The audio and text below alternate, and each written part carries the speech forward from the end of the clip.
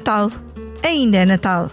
As grandes festas têm uma oitava. Festejam-se durante uma semana. E nós aqui na Comissão Política não descansamos esta terça-feira para que nada falte ao Natal dos nossos queridos ouvintes e seguidores. É Natal. Tempo de família, de comida que não acaba, de doces, de presentes, de renovar a confiança no futuro. Podemos continuar a ter confiança no nosso futuro. Tempo de tentar esquecer os problemas ou reduzi-los a 2 ou 3 segundos de conversa. Há problemas que ainda temos que ultrapassar? Claro que sim. E terá de haver sempre força e determinação para os enfrentar. Claro que se os problemas metem família, é mais difícil de ultrapassar.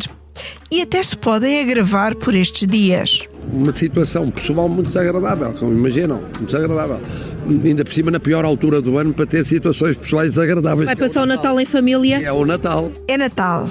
Tempo de dar boas festas e desejar coisas boas aos amigos. Mesmo àqueles que nem sempre nos fazem as vontades. Eu, por exemplo, desejaria que o Primeiro-Ministro tivesse em condições de ter um lugar na Europa como Presidente do Conselho Europeu. Seria uma forma de realmente fazer o que faz bem, o que gosta de fazer e que lhe permitiu ter um prestígio grande em termos europeus ao longo destes 8 anos em que já é talvez o Primeiro-Ministro mais antigo na Europa. É Natal. O ano está a terminar e 2024 está quase aí. É tempo de balanços e de pensar no futuro. Mas temos muito trabalho em curso que não podemos parar. É Natal. E a Comissão Política está reunida ao meio-dia do dia 26 de dezembro para analisar a mensagem de Natal do Primeiro-Ministro, mas também as declarações que o Presidente da República foi fazendo nas suas múltiplas aparições natalícias. Este podcast Expresso é só um de muitos que pode ouvir no site do Expresso ou na sua plataforma preferida. Histórias inspiradoras, os debates que importam, entrevistas exclusivas. Da cultura à política, da economia ao humor. Ouça onde e quando quiser. Fica a par das últimas novidades em expresso.pt/podcast e nas nossas redes sociais. Expresso. Liberdade para pensar. É Natal. Nós damos as boas festas a quem nos ouve e estamos aqui reunidos os comissários habituais. Olá, Vítor. Olá, olá, Political Junkies, um bom Natal a todos. Qual é o teu doce de Natal preferido? É difícil, porque eu não sou propriamente um apreciador de fritos nem de doces de Natal. Então, qual é o teu doce preferido? Mas como venho para o Alentejo, a minha mãe faz uma coisa que não sendo um doce de Natal, eu gosto muito, que são farófias. Ah, muito bem. Eu confesso que é doce que não aprecio. Mas o Passos Coelho fazia muito bem. Passos Coelho fazia, não sei se recordam, Passos Coelho em farófias. Temos também à distância o outro comissário habitual, David Diniz. Olá, David. Ho, ho, ho. Merry Christmas to all e já agora bom ano novo. E de que presente gostastes tu mais neste Natal? Olha, eu estou com um problema que a minha família de repente começou a achar que não me podia dar mais livros. E supostamente este espaço tenha mais. E então, uma das minhas prendas preferidas foi este livro que a minha mulher me decidiu dar e eu estou a mostrar aos meus companheiros de programa em vídeo à distância.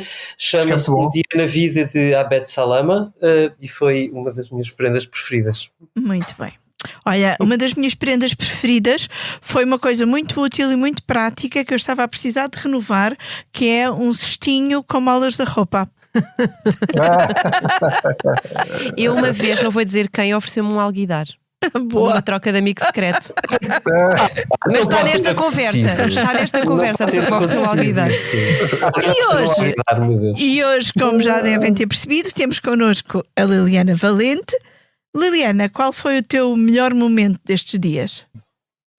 Foram muitos, mas o meu pequeno filhote a delirar com os primos e a comer alarvemente, porque ele agora decidiu que gosta de comer, que é uma novidade das últimas semanas, e isso tem-me dado bastante prazer vê-lo. Que bom!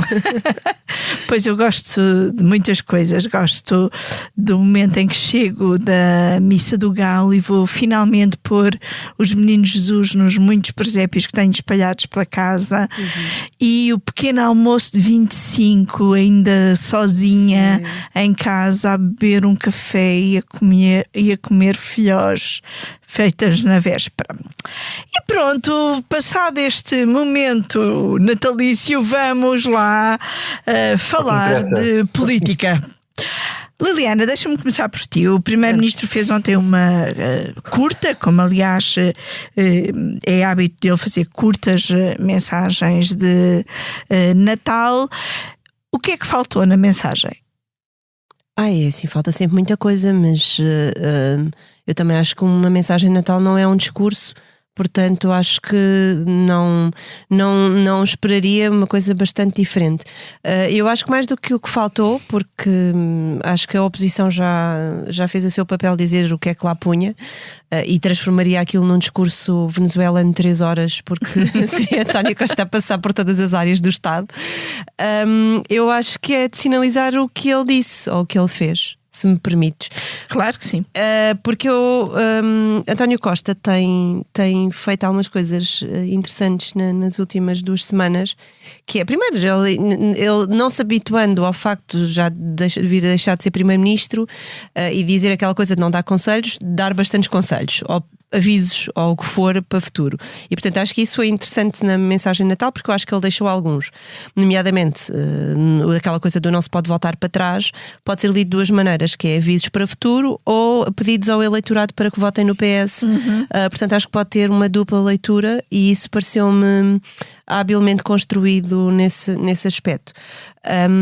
António Costa, como eu estava a dizer, tem feito nas últimas semanas aquele papel de, bom, isto é aquilo que eu deixo, e já que vocês andam a falar do meu legado, então eu vou dizer aquilo que para mim é o meu legado, e acho que é o que ele tem dito. E tem feito uma coisa que ele disse uma frase que já tinha ensaiado aquela maneira de o dizer na Comissão Nacional do Partido há umas semanas, que é o que ele acha que é o seu legado no caso das contas certas, por exemplo. Não é as contas certas por si, mas é a liberdade para escolher o que fazer. António Costa já referiu isto várias vezes, e eu acho que é aquilo que ele quer mesmo que fique como o seu legado, e portanto fê-lo nesta mensagem de Natal, quis deixá-lo, que é o que ele quer dizer é: eu tive um governo responsável e que acabe este meu mandato, este meu trabalho, deixando liberdade de escolha para quem vier a seguir. E depois, claro, faz o seu caderno de encargos para a frente, mas esta liberdade é uma coisa que ele já frisou várias vezes, associando às contas certas, que me parece bastante interessante. E ele, nesta mensagem, a essa liberdade também associa a boa imagem externa. E António Costa, que na sua mensagem disse mais de uma dezena de vezes a palavra confiança, deu 3 motivos para essa confiança que ele diz ter nos portugueses e no país. As contas certas; o outro, o aumento das qualificações dos portugueses; e o terceiro, a capacitação de Portugal para enfrentar as alterações climáticas. Vítor, parece-te que são 3 boas razões para ter confiança, e são de facto as 3 heranças que António Costa deixa, ou isto é uma visão um bocadinho cor-de-rosa? É uma visão evidentemente cor-de-rosa. É uma bola na árvore de Natal. Não, em primeiro sim, são 3 bolas na árvore de Natal, mais umas fitinhas e umas flores. E luzinhas a pescar. É assim, não há nenhum primeiro-ministro na história que tenha feito uma mensagem de Natal pessimista. Não sei se Pedro Passos Coelho fez algum num tom menos otimista, que ele tinha assim um bocado a mania de discursos, logo no primeiro ano, sempre toda a verdade, não esconder nada. Mas o primeiro-ministro por norma, faz discursos otimistas e no Natal ainda mais. Não vai pintar o cenário todo negro. Bom, em todo caso, às vezes há circunstâncias em que ainda é mais fácil assinalar aquilo que falhou no discurso ou aquilo que está a ser tapado e escondido pelo discurso. E basicamente António Costa está em campanha eleitoral. Já foi no discurso de campanha eleitoral a dizer que é preciso dar continuidade a este trabalho, portanto já está a tirar para a frente e... Foi quase um apelo ao voto no PS, ou não? Eu acho que aquilo é um apelo no voto ao PS e porque... Eu também acho. Eu também claramente, eu acho que ele está ali a fazer uma coisa que é evidente. Uma derrota do PS é uma derrota dele. E uma vitória do PS não é só uma vitória do novo secretário-geral, é também uma vitória dele, porque as pessoas não estariam ou não estão a censurar o trabalho que ele fez.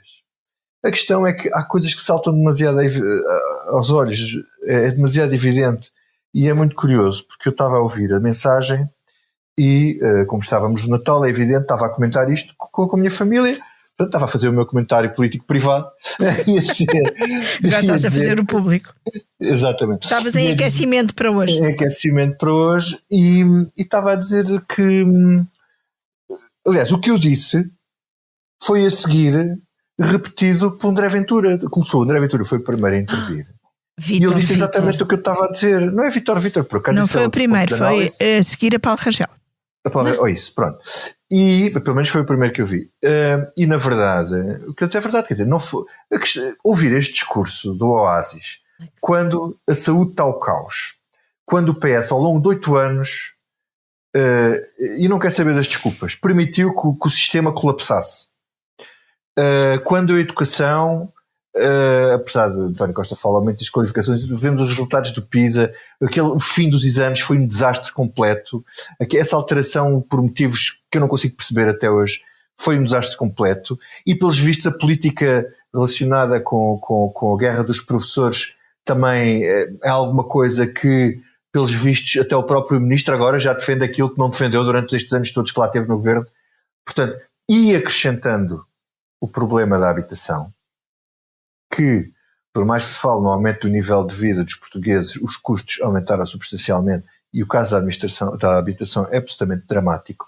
Isto é de tal forma que os vários partidos da esquerda à direita fizeram uma análise muito parecida do que foi o discurso do Primeiro-Ministro.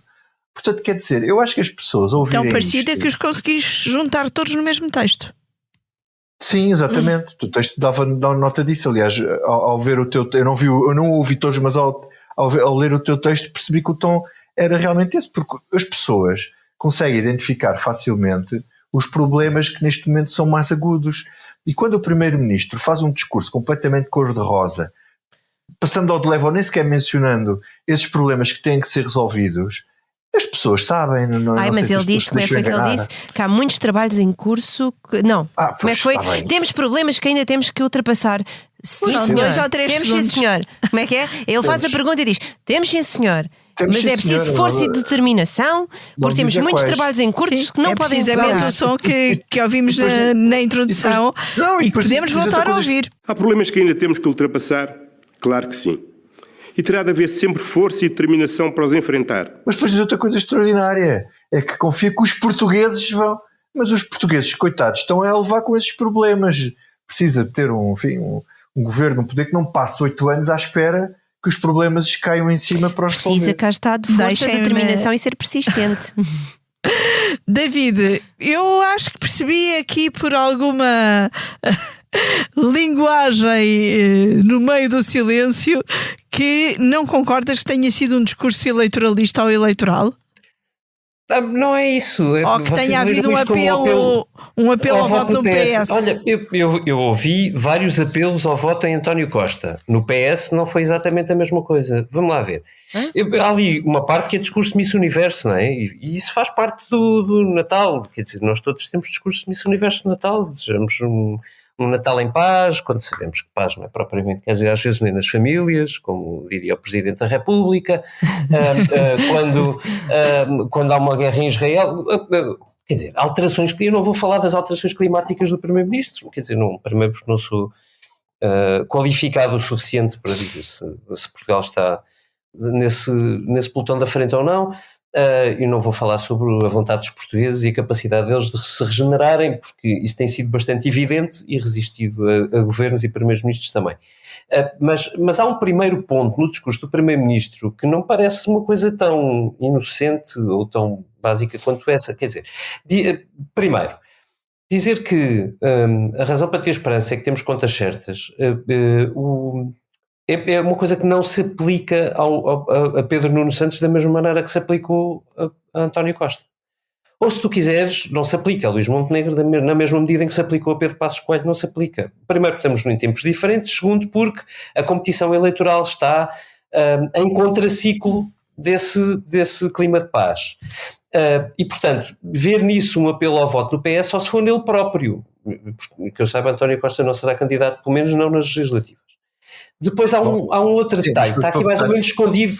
Deixa-me só dar ele próprio tem que ser no PS, quer dizer, é sempre no PS, não quer ao lado. Mas, Vítor, mas é que não é a mesma coisa.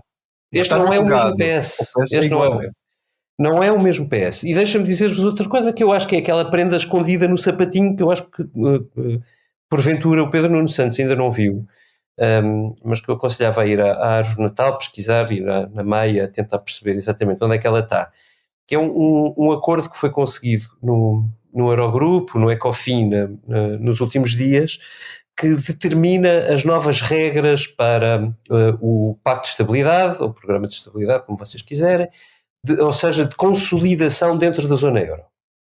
E nada do que está ali é propriamente uma notícia feliz para qualquer um dos candidatos que se avizinha. E é mesmo um acordo em contraciclo com a corrida eleitoral que nós estamos a ver. Vou-vos só dar 2 lamirés rápidos, porque obviamente o acordo é bastante complexo, como não é sempre nestas questões do euro. Mas elucida-nos da vida. Não, é mesmo um ponto muito... vou resumir isto ao essencial. O essencial nas regras de redução de déficit, redução da dívida da zona euro, que cumprem existir, têm que existir, porque já vimos... quando elas não são nada, quando são ignoradas, o resultado que dá, partem do pressuposto mais da redução da despesa pública, da despesa pública primária, ou seja, da despesa pública excetuando os juros, do que propriamente no resto das consolidações. Portanto, basicamente, vou simplificar, ignora medidas extra e concentra-se naquilo que é verdadeiramente estrutural, que é a despesa que fica. E para nosso azar, ou má negociação, ou má conjuntura, ou o que quiserem, os pressupostos que ficam são, os países ficam com uma bandeira assinalada no momento de partida. E o momento de partida de Portugal é um momento de partida razoavelmente favorável. E a partir dali, a Comissão Europeia consegue fiscalizar e impor metas de redução de despesa estrutural primária aos vários países, incluindo a Portugal, a partir deste marco que se estabelece no momento da negociação. Portanto, este é o nosso ponto de partida, esta é a nossa despesa pública marcada nas estrelas para os próximos anos, as próximas décadas, e a partir daqui temos que reduzir. E o problema é que... Mas repara, reduzir é a porcentagem do PIB, atenção. É sempre em relação ao PIB.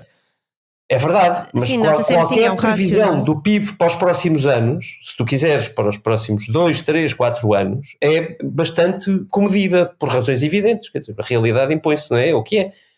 Não estamos numa conjuntura economicamente muito favorável. E quando isto acontece, ouvir promessas de reposição de carreiras na íntegra de professores ou da função pública toda é de escangalhar a rir.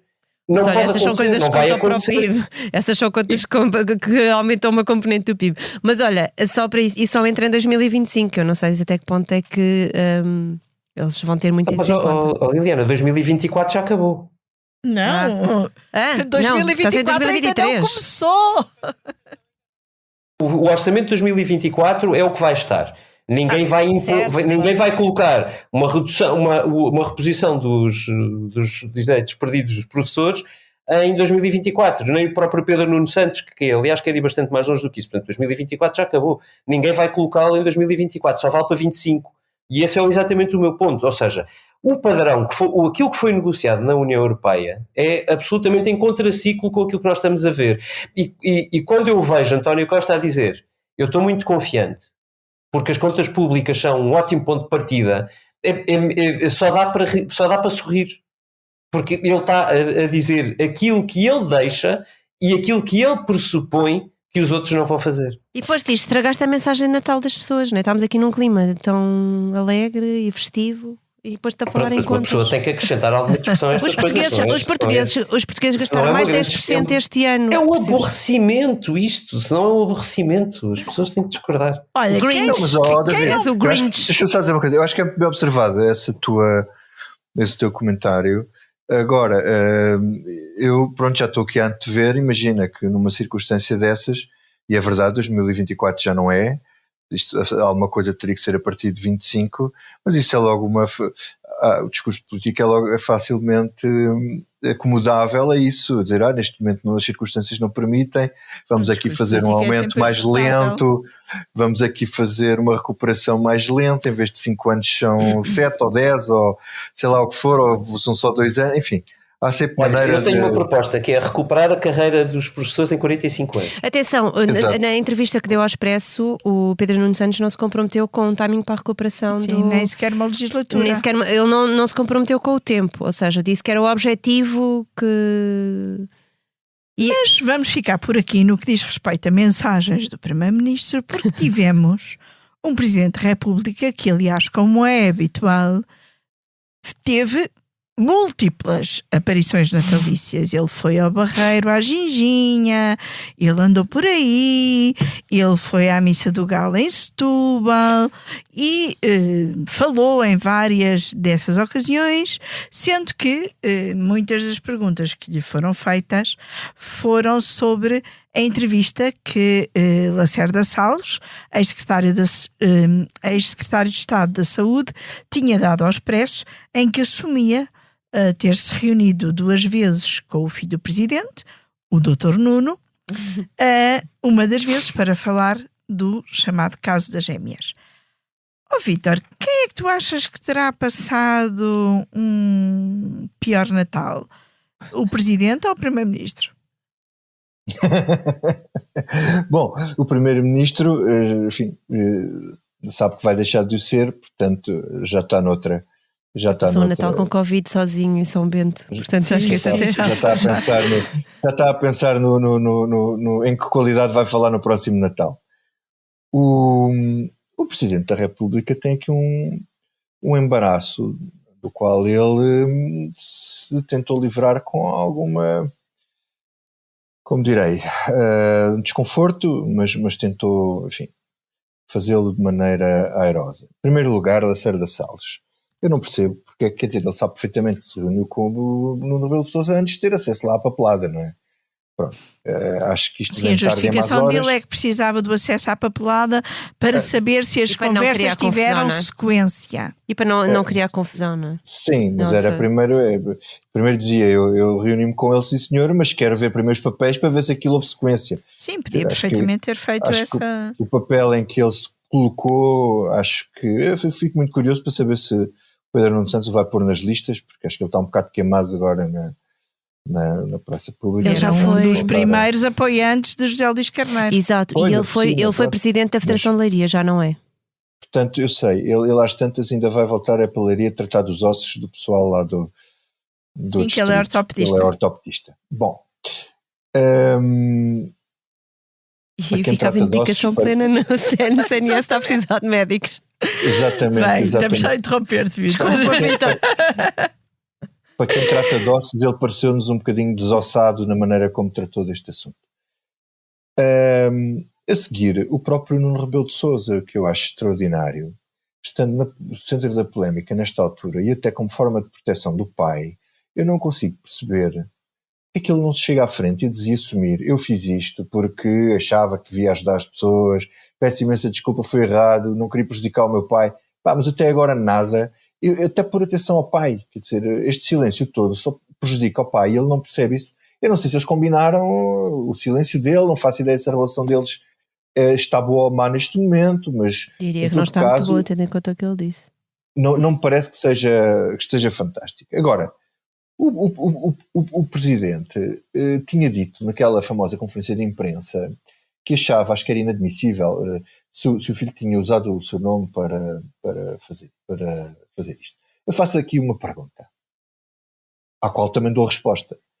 Se o Presidente da Câmara do Comércio de São Paulo pedir uma reunião com o Secretário de Estado, é assim recebido logo assim no dia seguinte, ou com o Secretário de Estado da Saúde, o Presidente da Câmara de Comércio de São Paulo, em plena Presidente da Câmara de Comércio Luso-Brasileira, que junta as câmaras de comércio de vários estados do Brasil, não é? E eu acho que há uma coisa que Lacerda Salles ainda não esclareceu completamente, a não ser que me tenha falhado aqui em algum momento, que é em que condição é que Nuno Rebelo de Sousa foi recebido pela primeira vez. Sim. Porque na segunda vez foi para tratar... Com hospitais privados, não é? A apresentação A segunda vez faz todo o sentido que tenha sido recebido como Presidente da Câmara de Comércio Luso-Brasileira, que supostamente é alguém que tenta facilitar contactos, fazer lobby, essa coisa que em Portugal não é regulada, facilitar contactos entre entidades portuguesas e entidades brasileiras. Agora, a primeira vez foi para falar do caso das gêmeas. Em que condição é que ele pediu para ser apresentar recebido? Cumprimentos, não é? Para se apresentar. E a questão é exatamente essa. Foi a justificação que o secretário já deu. Ele não precisa de dizer aqui fala o Dr. Nuno Rebelo de Sousa, eu sou o filho do Presidente. Não precisa dizer que é filho do Presidente, para toda a gente saber que ele é filho do Presidente. E, portanto, a qualidade de filho do Presidente está-lhe estampada na testa sem ele precisar de referir uma coisa dessas. E, portanto... é de facto inadmissível que isso tenha acontecido, e depois o Presidente defende-se dizendo que ficou claro que quem organizou esse encontro fez porque não conseguiu chegar onde queria por outro caminho. Ou seja, eu não lhe dei sequência à Cunha, portanto ele tentou meter a Cunha por outro lado e não obteve aquilo que queria. Bem, isto é muito... não sei como é que é de explicar, não sei o que é que é de dizer. Depois, o almoço de Natal dos Rebelo de Sousa não deve ter sido espetacular. É um bocadinho indigesto. Por isso é que o Presidente andou para aí a tratar com toda a gente, não tinha Natal com quem. Mas olha, ele já houve um ano que mostrou que tinha uma agenda muito preenchida no Natal, não é? Que ele tinha que fazer várias... Eu acho que é para fugir à quando foi da pandemia. Isso, foi na pandemia em que ele disse que tinha vários almoços e não sei o que, ficou toda a gente... Mas deixa só dizer isto, só para rematar, é muito rápido. O Marcelo Rebelo de Sousa é perito a ocupar os espaços vazios. E no Natal o espaço está vazio, ele ocupa o espaço todo de uma ponta à outra. David, uma das várias coisas que Marcelo disse, já tinha dito e voltou a dizer, penso que a 24, foi desejar que António Costa possa ser presidente do Conselho Europeu, porque é isso que ele faz bem, e é um dos primeiros ministros que mais tempo esteve em funções. Isto é o quê? É mesmo um desejo? É uma espécie de maldição, ou é só para ocupar espaço? Eu acho que é um desejo e acho que tem interesse próprio, ou seja, eu acho que genuinamente Marcelo gostava de fechar o seu mandato com um português no alto cargo europeu. É alguma coisa que, enfim, ninguém pode em si mesmo, excetuando conjuntura, dizer que não gostaria de fazer. Acho que tem interesse próprio na medida em que quanto mais longe e entretido estiver, menos António Costa será um fantasma ou uma sombra, o que, tendo em conta o que aconteceu nas últimas semanas, as várias críticas muito diretas de António Costa a Marcelo sobre a condução deste dossiê de missão, ou seja, não ter aceito a sua sugestão para que fosse um governo de continuidade com Mário Centeno à frente, evidenciam que pode vir a ser um problema para o próprio Marcelo. Dito isto, eu acho que Marcelo vai ter aqui, quando é que eu digo que espero que seja também uma promessa, se tu quiseres, é que Marcelo também, como chefe de Estado, tem alguma, não vou dizer muita, mas um papel a desempenhar, digamos assim, para ajudar António Costa a chegar a esse ponto.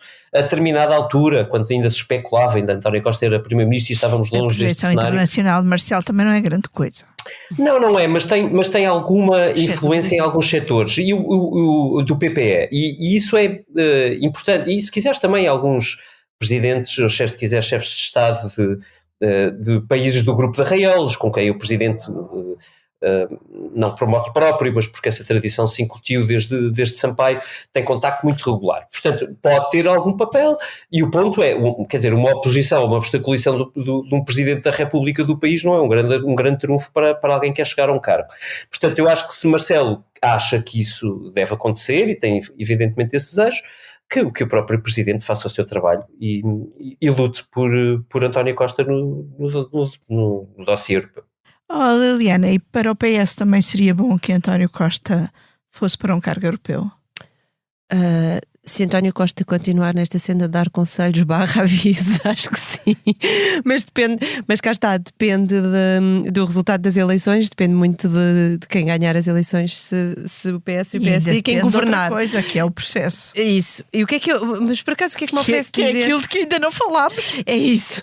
Do que é que me oferece dizer aqui uma coisa? Porque tu não me perguntaste para o Presidente da República, mas tu queres dizer qualquer coisa. Eu quero dizer qualquer coisa, porque é assim, o Presidente diz, não é, que espera que o Primeiro-Ministro vá fazer aquilo que faz bem, que é lá para longe, ver se ele vai fazer aquilo que faz bem lá longe de mim, lá na Europa.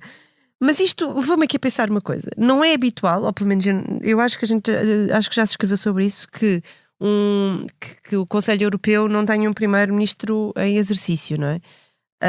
Acho que não quer dizer que não seja, dada a informalidade do cargo, mas ainda não aconteceu. Será que o Presidente da República espera que nós em junho, julho ainda não tenhamos um governo formado? É que isto é todas as incógnitas que o Sr. Presidente da República a semana passada fez questão de dizer que o ano 2024 vai ser assim, uma coisa em que o Presidente terá um semi-presidencialismo assim mais para o presidencialismo, não é? Assim, uma coisa mais tutelada. Depois, quero aqui dizer que finalmente vamos estar aqui a falar com liberdade sobre Costa num cargo europeu, coisa que nós durante anos andámos a especular e agora são os próprios que se referem ao caso com bastante... Na praça pública já falam sobre isso abertamente. E eu... Desculpa, o Presidente da República falou disso muito abertamente quando fez o discurso de tomada de posse. Pois claro, mas numa versão negativa, que é mais se foi, isto cai. Pronto, mas era na perspectiva do se agora, for, como cai. já Agora caiu, não. Eu quero que vá. Agora, depois andou aí a fazer circular a ideia de que era uma ideia que o Sr. Presidente da República gostava e que até trabalharia para isso. Eu lembro-me que houve uma notícia no Observador há uns meses sobre isso, em que o Presidente da República dizia que se António Costa quisesse, ele até o ajudava para ir para a Europa, ele até ajudava. Mas vocês já repararam numa coisa, que é António Costa ser adversarial e críticas ao Marcelo pela instabilidade, pela dissolução, e o Marcelo só lhe faz elogios? Sim, claro. Mas entretanto o Primeiro-Ministro também fez ali a semana passada já foi mais querido. Mas isto só para dizer uma coisa, eu acho que alguma coisa aconteceu no último Conselho Europeu, porque eu acho mesmo, porque António Costa veio do último Conselho Europeu muito, se querem que vos diga, com uma aura diferente, porque ele andava acabrunhado com esta coisa da demissão, andava triste, revoltado com a justiça, andava mesmo... Pronto, era tudo na vida ele ultrapassou. Isso, mas ele ultrapassou naquele marco muito específico. Foi a partir daquele dia em São Bento, que ele depois vai para Bruxelas, em que começa a deixar os jornalistas irem fazer bastidores com ele, a torto e a direito, e vai para Bruxelas, e a nossa Susana Fresh também fez lá uns bastidores com ele bastante interessantes, e eu acho muito sinceramente que foi a partir daí que houve ali qualquer coisa que ele veio lá com uma aura diferente. E pronto, isto só para notar. É a hora do Natal. É a hora do Natal. Quanto ao Sr. Presidente da República e o filho, primeiro só notar que os jornalistas fizeram as perguntas que tu querias que se fizessem, que era saber se ele passava o Natal com o filho. Mas ele não respondeu. Ele nunca respondeu. Mas isto só para dizer que houve uma coisa que me... O Presidente da República já tinha feito uma coisa naquela célebre conferência de imprensa em Belém, inusitada, porque chamou os jornalistas para falarem sobre um tema e fez lá numa sala que nunca é usada. E ele, nessa conferência de imprensa, acaba, quando lhe perguntam pelo filho, ele diz aquela coisa que o Vítor referiu há bocado, que ele não devia ter usado, se usou, não devia ter usado o nome do pai. Mas depois diz que alguém lhe pergunta como é que ele viu a atitude do filho, e ele diz qualquer coisa como mostrou solidariedade. Foi aquilo que, se ele tentou andar a ajudar as miúdas, fê-lo por solidariedade. Ora, essa solidariedade no Natal já caiu toda, porque o Presidente da República, quando se referiu agora à atitude do filho, já foi tudo menos complacente, já não havia nem humanismo, nem solidariedade, já não havia nada disso. Já só havia aquilo que pode ser o caso judicial, que se vier a ver, que é tráfico de influência, porque se o filho usou o nome do pai ou o cargo do pai, ou como o Vítor diz, nem precisa de usar, ou nem precisa de usar. Não, mas repara, exato, mas se o fez. Olha, que eu sou o filho do presidente, olha, veja lá. Certo, Não, mas se repararmos nas palavras do presidente, agora no Natal, ele diz que teve muita desilusão porque devia ter sabido disto, salvo erro, era a reunião que aconteceu com o secretário de Estado, não é? O pedido de favor. E diz ele, porque isso tinha-me permitido intervir para que tal não tivesse acontecido. Ora, mas há aqui uma questão, que é, o Presidente sabia que alguma coisa tinha acontecido porque o filho lhe tinha enviado um e-mail e o próprio deu seguimento a esse e-mail, mas pelos vistos não terá sido por aí. Mas isto para dizer, o Presidente já tinha deixado cair o filho naquela conferência de imprensa em que ele deixou cair várias pessoas, menos o próprio. E não o salvou no Natal. E não o salvou no Natal, antes pelo contrário. Eu acho que no Natal lhe espetou um ferro que... Eu não sei como é que vai evoluir o caso judicial, mas esta coisa que ele diz de... foi uma desilusão, põe em causa as relações pessoais, e depois esta coisa de se eu tivesse sabido, tinha-me permitido intervir para que não tivesse acontecido, cheira muito a que ele sabe que o filho usou o nome do pai em vão. Mas não precisa de usar, Liliana. Eu sei, mas eu não estou a dizer que o que eu estou a dizer foi aquilo que eu senti, porque repara, foi aquilo. Que ele é filho do presidente. Certo, mas aquilo que eu senti foi que o presidente estava a dizer assim: eu fui usado pelo meu próprio filho. Pronto, e quem usou, em vez de ter nascido, e aliás, Natal, foi crucificado.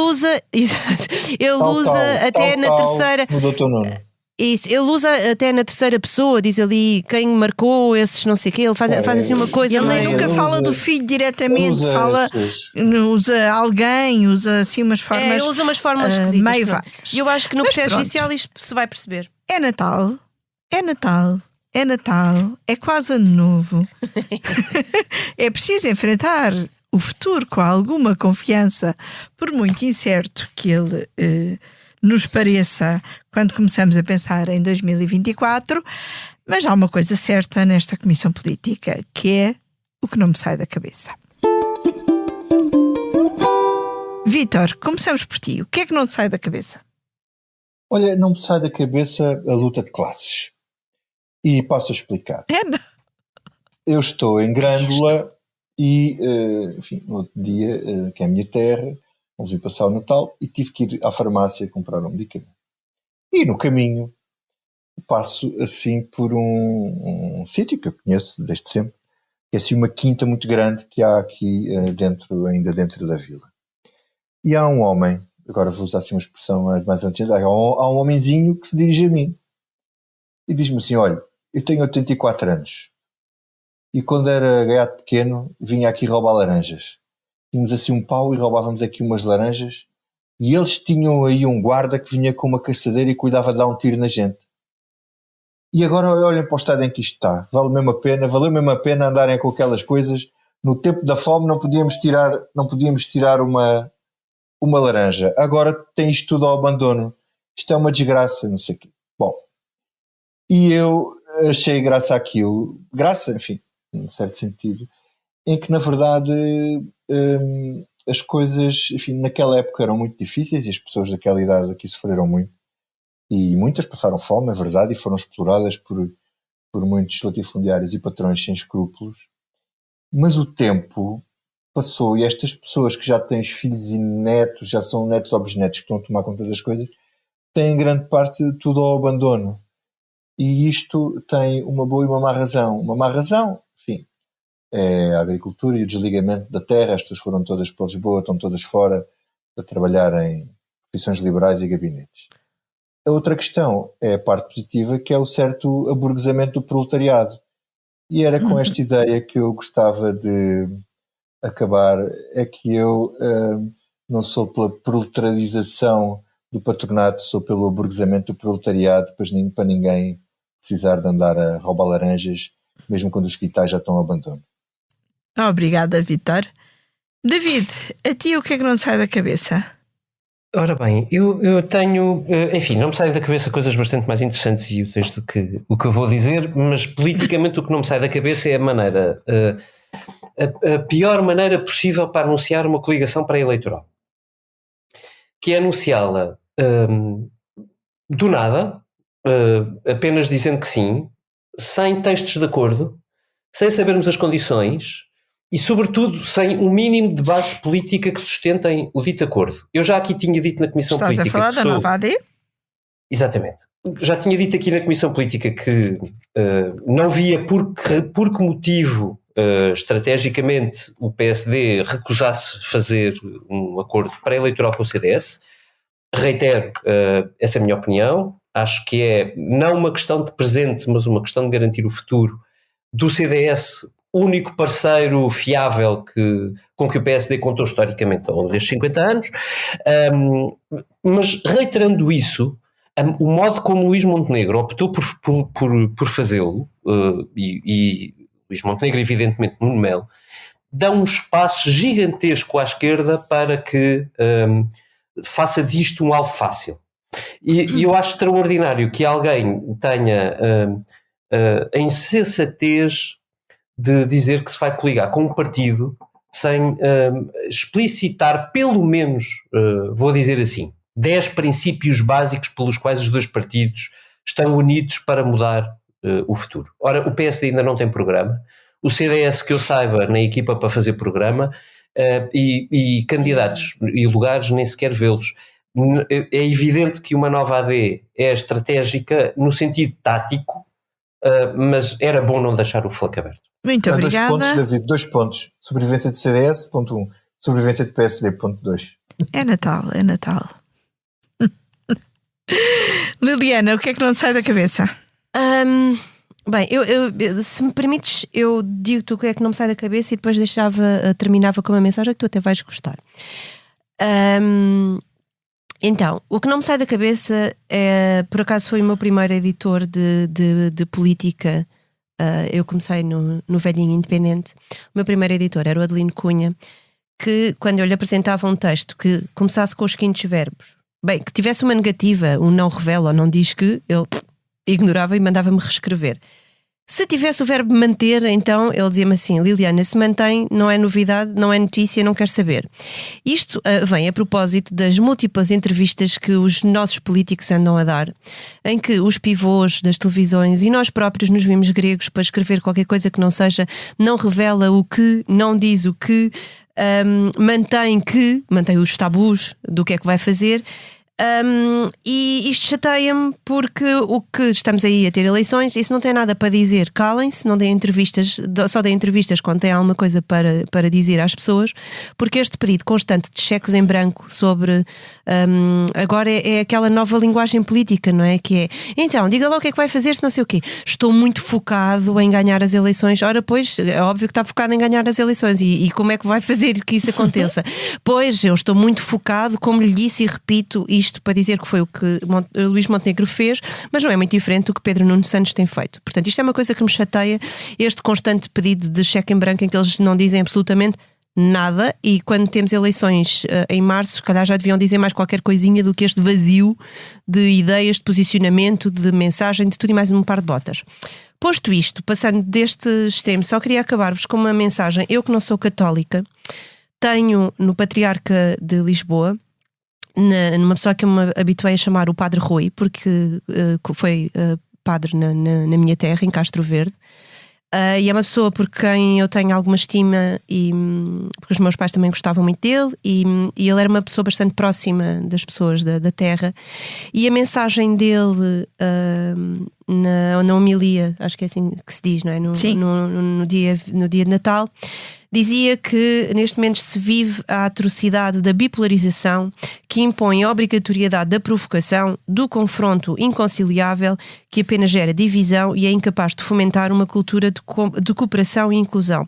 E eu acho que isto é uma mensagem muito verdadeira, porque neste momento, cá está, as campanhas eleitorais, além dos não ditos, não é? Além daquele vazio, tem sido muito feita de confronto do eu é que sou não sei o quê, não, ele é que faz não sei o quê. Aquele é que é radical.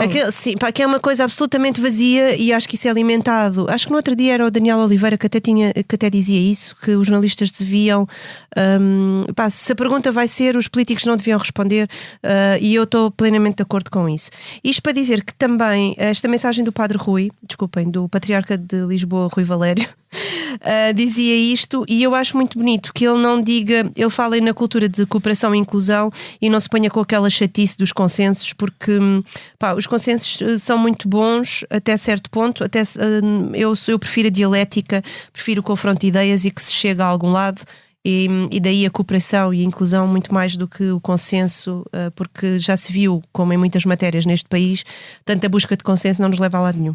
Muito obrigada, Liliana. Podíamos ficar por aqui, mas o que não me sai da cabeça é a imagem de Marcelo Rebelo de Sousa sozinho na Missa do Galo em Setúbal, e quando chega o momento que os católicos conhecem como o abraço da paz, ele não saber muito bem para onde se virar e ter sido o Bispo de Setúbal, o Cardeal Américo, a vir dar-lhe o abraço da paz. Aquela imagem solitária de Marcelo remete-me para duas coisas. Por um lado, os muitos que são capazes de deixar a sua família naquela noite para irem sozinhos à Missa do Galo ou praticar algum ato de voluntariado, e com isso é meritório, quando era muito mais simples ficar no cantinho. Mas remeteu-me quando vi também para a solidão em que muitos idosos passam estes dias. Duas imagens que me suscitou aquela imagem do Presidente sozinho, mas aquela imagem do Presidente sozinho também é sobretudo a imagem do Marcelo que vamos ter nos próximos tempos. Ele que sempre foi um solitário, mas tinha em António Costa ainda assim uma espécie de agora ia dizer um termo que não é muito próprio, quase que uma partner de um jogo cénico. É tipo Tom and Jerry, é um bocadinho isso. E agora a saída de António Costa de cena vai deixá-lo ainda mais sozinho e ainda mais solitário. E posto isto, vamos nos despedir desta Comissão Política Natalícia, que tem a ilustração do Tiago Pereira Santos, os cuidados sonoros do João Luís Amorim, e deixamos-vos a todos com um clássico de Natal e os nossos desejos de um bom ano novo. We wish you a Merry Christmas. We wish you a Merry Christmas. We wish you a Merry Christmas and a Happy New Year. We wish you a Merry Christmas. We wish you a Merry Christmas. We wish you a Merry Christmas and a Happy.